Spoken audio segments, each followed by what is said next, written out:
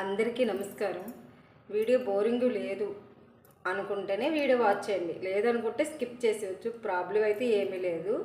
మొన్న ఒక టెక్స్ట్ పెట్టాను, అంటే మన తల్లిదండ్రులు మనకి తోబుట్టువుల్ని ఎందుకు ఇస్తారు అని చెప్పేసి దానికి ఆన్సరు ఒక్కొక్కరు ఒక్కో రకంగా చెప్పారు. ఎక్కువ మంది ఏం చెప్పలేదు, రీచ్ అయితే అంత ఏం లేదు కాబట్టి కొంతమంది కొన్ని విధాలుగా చెప్పారు.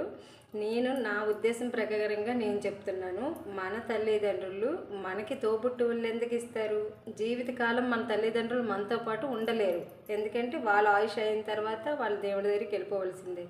మన తోబుట్టువులు మాత్రమే కష్టంలోను సుఖంలోని తోడుంటారు అని మన తోబుట్టువులు ఇస్తారు, అవునా కాదా? అది మనం ఎంతవరకు పాజిటివ్గా తీసుకొని ఇచ్చేస్తున్నాం చెప్పండి. అక్క చెల్లెలు అయితే కొంతవరకు కొంతైనా సరే చూసుకుంటున్నారు, ఎవరో ఉన్నారు కానీ, ఎందుకంటే కొంచెం వాళ్ళకి ఎమోషన్స్ ఉంటాయి, కష్టాలు నష్టాలు ఏదో ఒక రకంగా చిన్నదో పెద్దదో సాయం చేసుకుంటున్నారు. అన్నదమ్ములు అలా సాయం చేసుకుంటున్నారేంటి? లేదే, చేసుకోరు. ఎందుకు చేసుకోరు? వీళ్ళకి ఈగోస్ ఎక్కువ.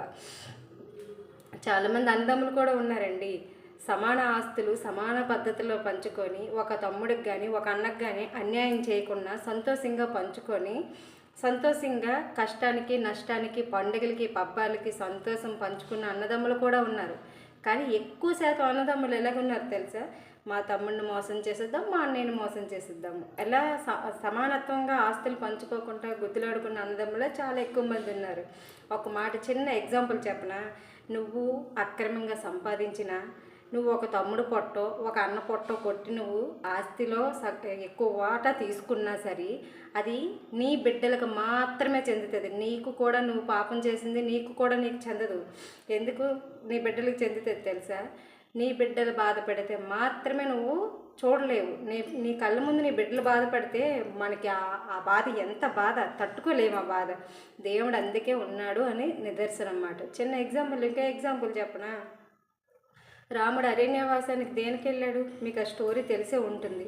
ఆ దశరథ మహారాజు అవనివ్వండి, కైకేయమ్మ భరతుడు ఈ 14 సంవత్సరాలు తన ఆశపడింది కొడుక్కి పట్టాభిషేకం జరుగుతుందని. 14 సంవత్సరాలు అతను కాళ్ళ చెప్పులు పెట్టే పరిపాలించాడు. అన్న క్షోభ ఎంత బాధపడ్డాడు, అన్న అంత అరణ్యానికి వెళ్ళాడని. అదే కౌరవులు ఎంతమంది? 100 మంది చనిపోయినారా? మహాభారతంలో అది జరిగింది. ఈ ఎగ్జాంపుల్ సరిపోదా మనకి? చెప్పండి. అక్రమంగా దేనికి?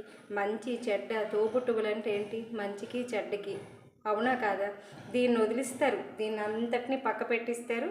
నా పిల్లలు బాగుండాలి, నేను బాగుండాలి, మీరు వెళ్ళకపోతే పోండి, అలాంటి రోజులు మనవి. ఎందుకంటే కలియుగం కాబట్టి, కలియుగంలో రాక్షసులు పరిపాలిస్తారు కాబట్టి మన బుద్ధులు కూడా ఆటోమేటిక్గా రాక్షస బుద్ధులే ఉంటాయి. నేను చెప్తే మీరు మారిపోలేని కాదు, మీరు తెలుసుకుంటారనే ఉద్దేశంతో చెప్పాను అంతే. అంతకు మించింది దీనిలో ఇంకేమీ లేదు. ఇంకోటి చెప్పనా? మన వాళ్ళలోనే బిగ్గెస్ట్ రిచెస్ట్ పర్సన్ ఎవరు?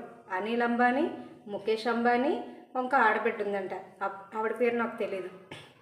వీళ్ళు ముగ్గురికి తండ్రి, ఆడబిడ్డకి ఒక 40% అనుకుంటాను, మిగతావి సరి సమానంగా అన్నదమ్ములకి ఆస్తి పంచాడు. అనిల్ అంబానీ ఏం చేస్తారో మనకు తెలియదండి, ఎంతవరకు కరెక్టో మనకు తెలియదు. అవంతా నేను అంత హిస్టరీలోకి వెళ్ళలేదు, జస్ట్ తెలుసుకున్నాను అంతే. అనిల్ అంబానీ డౌన్ అయిపోయినారు, ముఖేష్ అంబానీ చాలా ఎత్తుకి ఎదిగిపోయినారు, అవునా కాదా? అందుకే చెప్తున్నాను, ఎప్పుడు 5,000 ఎప్పుడు ఒకేలాగా ఉండవు. కష్ట సుఖాలు పంచుకోవాలి ఖచ్చితంగా. అన్నదమ్ములు అవనివ్వండి, అక్క చెల్లెలు అవనివ్వండి, ఆ లైఫ్కి అర్థం ఉంటుందన్నమాట. ఇంకో మాట, ఇక్కడ హిందీ వాళ్ళు ఉన్నారన్నమాట, వాళ్ళు పానీపూరి బండి అది పిల్లలకి ట్యూషన్కి వదిలేటప్పుడు నేను చూస్తుంటాను. 3 పిల్లలు కన్నది ఆవిడ, ఇంకా ప్రెగ్నెంట్తో ఉంది.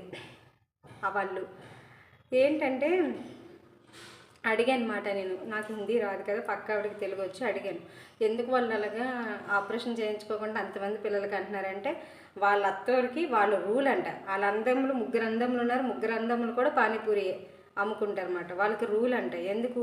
వాళ్ళకి ఖచ్చితంగా 4-5 పిల్లలు ఉండాలంట, వాళ్ళ రూల్ అంట అది. ఆడపిల్లలు అవనివ్వండి, మగపిల్లలు అవనివ్వండి, 2 ఆడపిల్లలు 1 అబ్బాయి. ఇప్పుడు స్టిల్ ఇంకెవరు పుడతారో తెలియదు. అంటే వాళ్ళ రూలు, అంటే వాళ్ళకి తోబుట్టువులు బంధువులు ఉండాలి. తల్లిదండ్రులు అందుకేనండి ఇస్తారు మనకి తోబుట్టువుల్ని.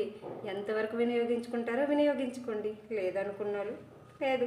ఎందుకంటే ఇవాళ రేపు పొద్దున్న రక్త సంబంధికులు ఎవ్వరు మనల్ని రిసీవ్ చేసుకోవడం లేదు. బయట వాళ్ళే, ఫ్రెండ్స్, ఇంకెవరో మనకు నచ్చిన వాళ్ళే మనల్ని రిసీవ్ చేసుకుంటున్నారు మంచిగా. ఎలాగ జరుగుతుందో అలాగ జరగనివ్వండి. అని చెప్పవలసింది నా మనసులో మాట మీతో షేర్ చేసుకున్నాను. ఇదే నిజం. దీని గురించి కూడా తప్పుగా కామెంట్లు పెట్టొద్దు, సరేనా?